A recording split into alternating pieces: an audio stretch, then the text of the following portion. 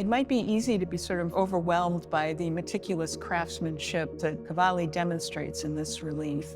But one thing that stays with me is how Cavalli announces himself.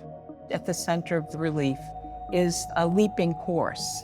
Cavalli was often called Little Pony, so this leaping horse is a pictograph of his name.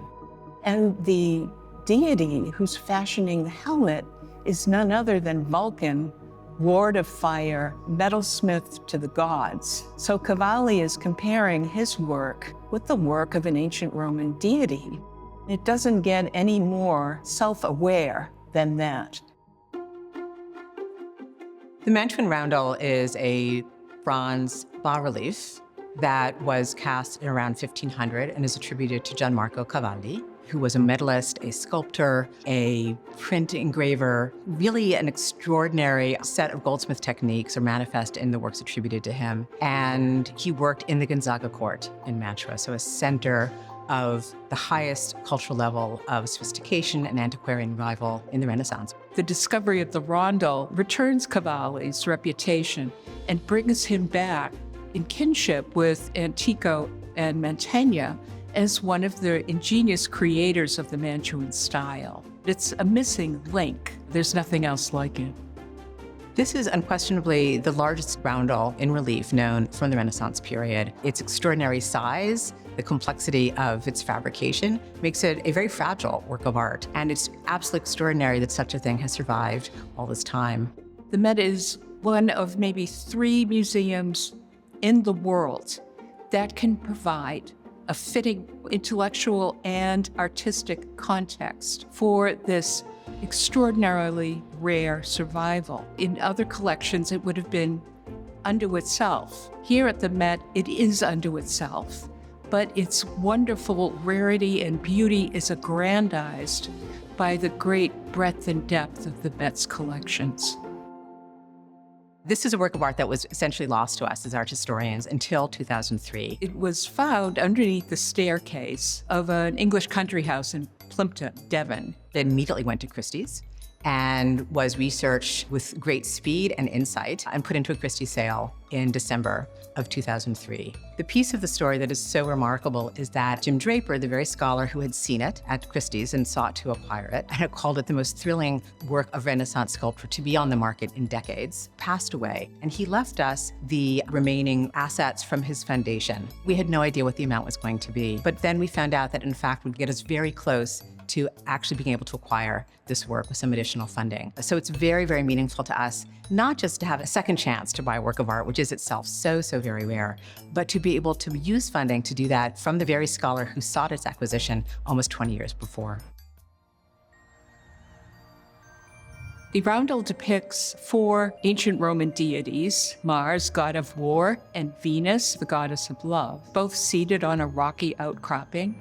On her lap is Cupid, her son, who's holding a long golden arrow pointed at Mars's chest. Venus is winged. It identifies her as victorious Venus, the most powerful of all of the ancient deities, because she represents the power of love to conquer all.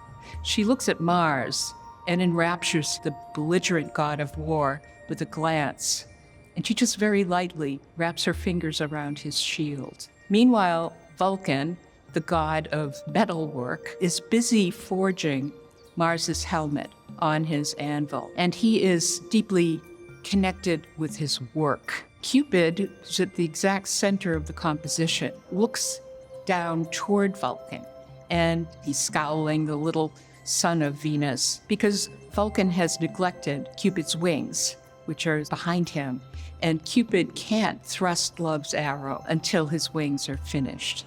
We believe quite strongly that this is a work that was likely commissioned by Isabella d'Este. She was married to Francesco Due of Gonzaga. She is notable for the creation of the studiolo and the grotta, adjoining rooms for the display of contemporary art as well as of antiquities that she pursued. And in the works, we see the kind of discourse that was set up artisanally, but I would also argue that there is this wonderful iconographic subtlety in the context and the content of these works for the celebration of Isabella d'Este as a patron of the arts, and also in quelling her husband Francesco's militaristic inclinations, allowing for the flourishing of the arts and the peace of the court.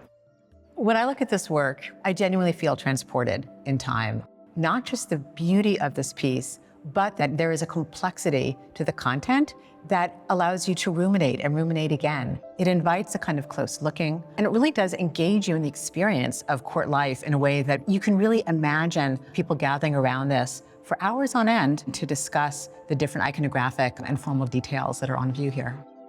Great works of art stimulate the eye, the mind, and the heart. And when I look at this work, I feel joy in knowing that something like this survived for over 500 years to come down to this day and be among us. And that it exists here seems to me almost miraculous. In an American museum, I think it's not so common to speak about an engagement with history. Those museums are fairly rare. The Met is one, and it's only 150 years old. But this work will always be part of that developing museum history. And that is a rare and special thing.